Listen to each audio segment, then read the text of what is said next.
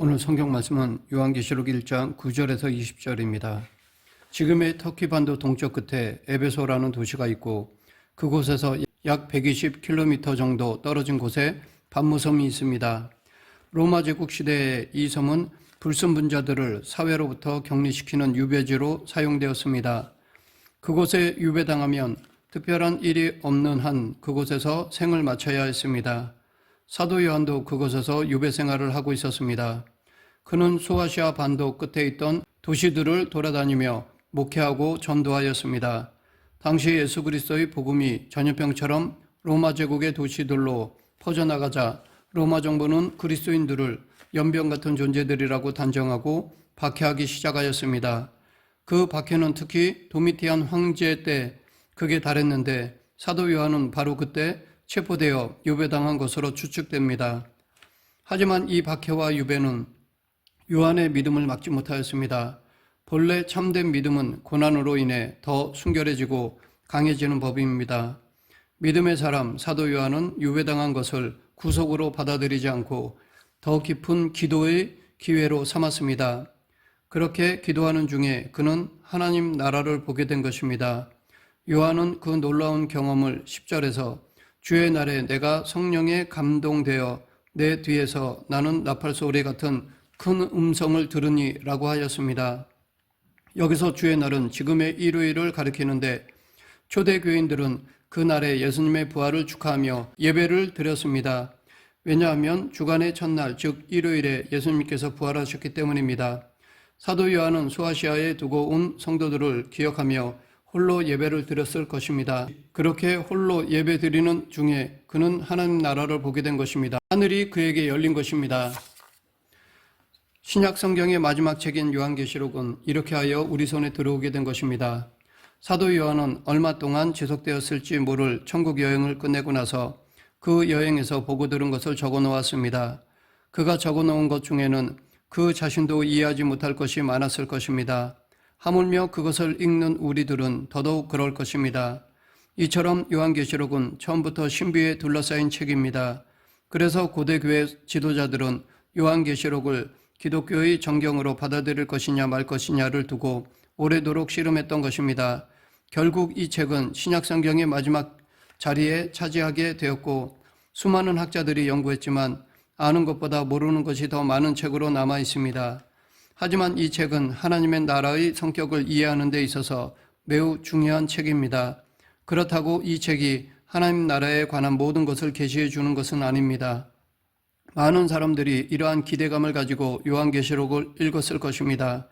그런 헛된 기대감을 악용하여 사람들을 현혹시키는 영적 사기꾼들이 끊임없이 있어 왔습니다. 요한계시록의 비밀을 다 풀었다고 주장하는 사람들은 늘 있어 왔고 그것을 곧이곧대로 믿고 따르는 사람들도 늘 있어 왔습니다. 그로 인해 이단이 생기고 기독교가 사회적인 혼란을 야기시키는 경우도 있었습니다. 그런데 이 요한계시록은 본질적으로 다 이해하도록 의도된 책이 아닙니다. 요한이 체험한 하나님의 나라는 인간의 말로 표현할 수 없는 것이었고 그가 들은 말씀은 인간의 이성으로 이해할 수 없는 것이었습니다. 하지만 그는 자신의 기억에 남아있는 잔상들을 기록하였습니다. 예수님께서 그렇게 명령하셨기 때문입니다. 그러면 왜 예수님께서는 요한 자신도 다 이해하지 못했고 그것을 읽는 독자들도 이해할 수 없는 것을 기록하라고 했을까요? 이 질문에 대한 답을 온전히 알 수 없지만 우리가 요한계시록을 읽으면서 깨달아야 할 가장 중요한 사실은 우리는 하나님의 나라를 다 이해할 수 없다. 혹은 하나님의 나라는 우리가 이해하기에는 너무도 크고 신비한 것이다 라는 것입니다. 또한 하나님의 나라는 우리가 이해하고 설명할 수 있는 것이 아니라 오직 받아들일 수밖에 없는 것이라는 사실을 인정하고 겸손해져야 한다는 것입니다. 요한계시록은 하나님 나라에 대해 모든 것을 드러내는 책이 아니라 그 일부를 드러내 보여주면서 더 많은 것을 감추고 있습니다. 사실 하나님께서 일부러 감춘 것이 아니라 그것을 알아볼 능력이 우리에게는 없기 때문에 감춰져 있는 것처럼 보이는 것입니다. 계시라는 말은 묵시라고도 합니다. 묵시라는 말은 환히 드러내 보여주는 것이 아니라 은밀하게 드러나지 않게 잘 알아보지 못하게 보여주는 것을 가리킵니다. 이런 점에서 보면 요한계시록이라는 이름보다는 요한묵시록이라는 이름이 더 적당해 보입니다. 그런데 우리가 요한계시록을 읽을 때 혹은 천국 체험에 대한 기록을 읽을 때 그것을 있는 그대로 글자 그대로 액면 그대로 받아들여서는 안 됩니다. 요한이 반모섬에서 환상 중에 본 것은 인간으로서는 이해할 수 없는 것이었습니다. 인간이 한 번도 본 적이 없는 도저히 이해할 수 없는 어떤 것을 보면 본 사람의 경험과 문화의 틀로 인식됩니다. 그렇기 때문에 기억에 남겨진 잔상들은 실제로 본 것과 동일하지 않습니다. 인간의 언어가 생각의 집이라고 하지만 실제로 언어는 생각을 다 담아낼 수가 없습니다.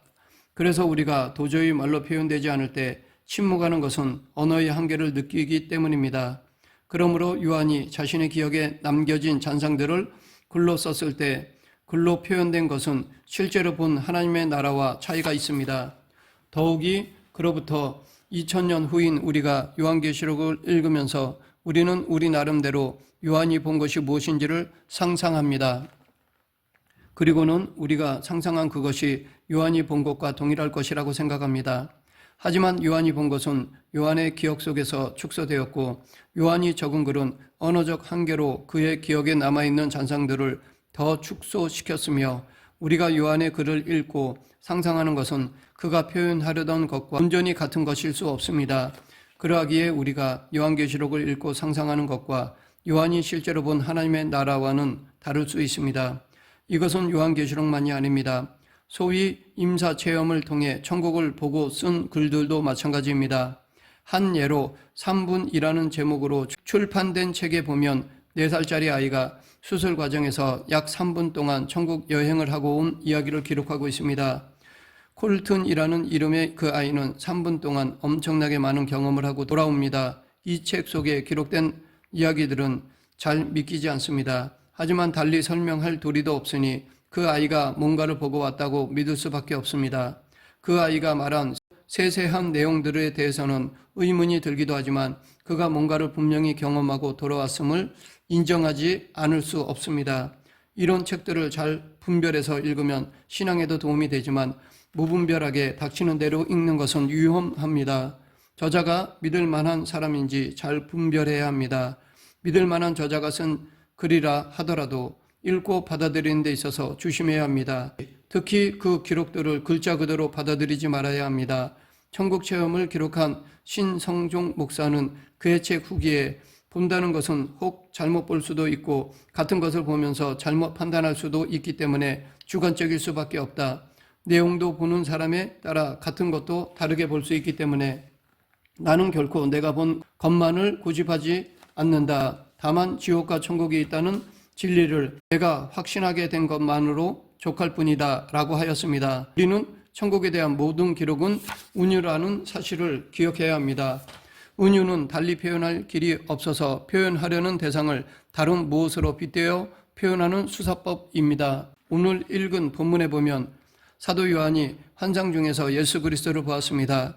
그가 본 예수 그리스도의 모습은 촛대 사이에 인자 같은 이가 발에 끌리는 옷을 입고 가슴에 금띠를 띠고 그의 머리와 털의 희기가 흰 양털 같고 눈 같으며 그의 눈은 불꽃 같고 그의 발은 풀무불에 단련한 빛난 주석 같고 그의 음성은 많은 물소리와 같으며 그의 오른손에 7별이 있고 그의 입에서 좌우에 날성검이 나오고 그 얼굴은 해가 힘있게 비치는 것 같더라 였습니다. 사도 요한이 여기서 사용한 표현들은 모두 은유입니다. 요한은 환상을 통하여 어린 양이신 예수 그리스도 앞에 섰습니다. 그 순간 그는 그분에게서 발산되어 나오는 위엄과 거룩성과 능력과 영광으로 인해 기절하였습니다. 그분의 발 앞에 엎드려져 죽은 사람같이 되었습니다. 나중에 그는 자신이 본 것을 어떻게든 말로 표현해야 했습니다. 그래서 자신이 이미 경험하고 알고 있는 것 가운데 가장 비슷한 단어와 사물들을 찾아 표현하였던 것입니다. 이것이 은유입니다. 그러므로 그것을 읽는 우리는 그 은유를 문자적으로 받아들이지 말고 그것이 의미하는 것이 무엇인지를 생각해야 합니다. 이렇듯 우리는 천국에 대해 은유를 통해서만 이해할 수 있고 은유를 통해서만 말할 수 있습니다.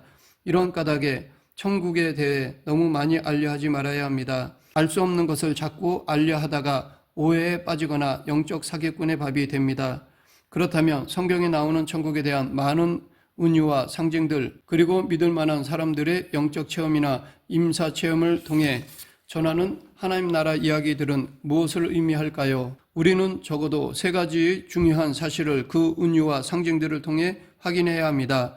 첫째, 그 모든 것은 천국은 실제한다라는 것을 증언한다는 것입니다. 하나님의 나라는 가상 공간도 아니고 공상 공간도 아닙니다. 엄연히 존재하는 실제 영역입니다. 다만 그것이 우리가 현재 경험하는 3차원 공간을 넘어서는 것이기 때문에 영적인 눈이 열리지 않고는 볼 수 없을 뿐입니다.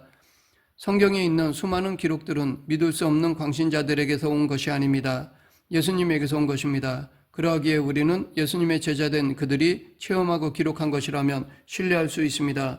또한 영적 체험이나 임사 체험을 통해 경험한 하나님의 나라 이야기 중에도 귀담아 들을 만한 것들이 적지 않습니다. 그 모든 체험은 단순히 심리 현상으로 설명할 수 없는 어떤 차원이 존재한다는 것을 증명합니다. 둘째, 그 모든 것은 천국의 완전성을 의미한다는 것입니다. 그것은 하나님의 통치권이 완전하게 작동하는 나라입니다. 삐뚤어지고 흠이 난 인간성이 치유되어 완전해지는 곳입니다.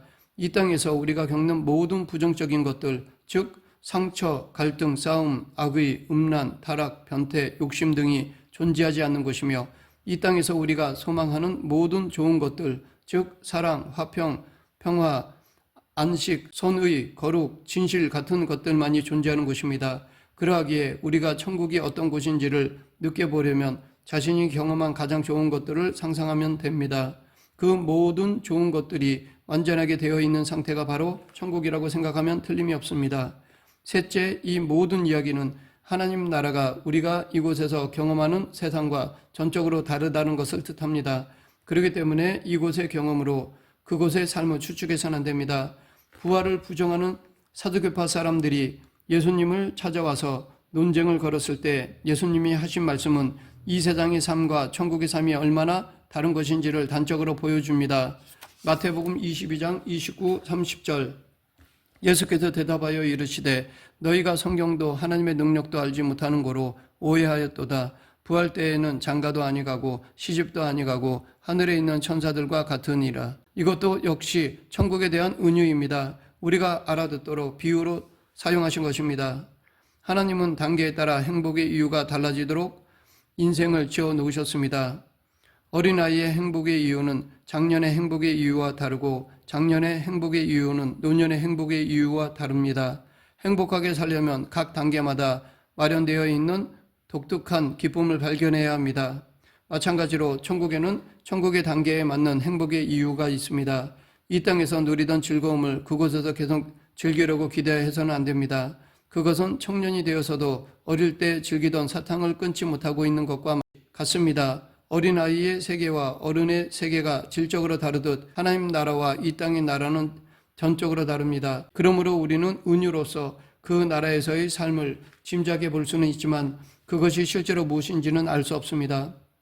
다만 분명한 것은 지금 우리가 경험하는 것과는 전적으로 다른 삶이 기다리고 있다는 것입니다. 이 땅에서 부귀영화를 누리는 사람들이 하나님 나라를 참되게 믿고 제대로 보면 그들이 누리는 부귀영화가 헛된 것임을 알고 물질로부터 해방되어 하나님의 뜻을 위해 물질을 사용하게 될 것입니다. 반면에 이 땅 어렵고 힘겹게 사는 사람들이 하나님 나라를 참되게 믿고 제대로 보면 이 땅에서 당하는 고난과 역경을 능히 이기고 물질적인 상황에 짓눌리지 않고 항상 기뻐하고 쉬지 않고 기도하며 범사에 감사할 수 있을 것입니다. 이 땅에서의 삶의 상황이 어떠하든 하나님 나라에 대해 눈을 뜨고 그 나라를 믿고 살아가는 것은 전 재산을 주고 바꿀 정도로 진귀한 보석을 찾는 것과 같은 일입니다. 하나님이 계신다고 믿는다면 하나님 나라도 존재한다고 믿어야 논리적으로 맞습니다. 태초에 하나님이 계셨고 하나님 나라도 있었습니다. 그 나라가 그동안 여러 가지 모양으로 계시되었고 우리는 그 기록을 가지고 있습니다. 그 모든 기록은 은유입니다. 그 은유를 통해 우리에게 열린 그 영원하고 완전한 나라를 소망하고 꿈꿔야 합니다. 그리고 예수 그리스도 안에서 지금 이 세상에서도 하나님의 통치를 받으며 그 나라를 이루어야 합니다. 말씀을 맺겠습니다. 우리는 복음이 있습니다. 하나님의 나라, 그 거룩하고 완전하고 영원한 나라가 예수 그리스도 안에서 우리에게 열려 있습니다. 우리는 그 하나님 나라를 믿고 또한 그 나라를 보아야 합니다. 무엇보다도 지금 이 땅에서도 하나님의 통치를 받으며 그 하나님 나라의 시민으로 살면서 마지막 때에 그 나라에 들어가 영원히 사는 구원의 길을 걸어가는 자들이 되어야 합니다. 이 믿음과 소망이 저와 여러분에게 늘 살아있게 되기를 간절히 축원합니다. 기도하겠습니다. 생사 화복을 주관하시는 하나님 아버지, 영원한 저 천국을 저희들에게 허락해 주심을 감사합니다. 이 땅에서도 천국 백성으로 살아가는 그리스도인이 되게 하여 주시옵소서. 예수님 이름으로 기도드립니다. 아멘.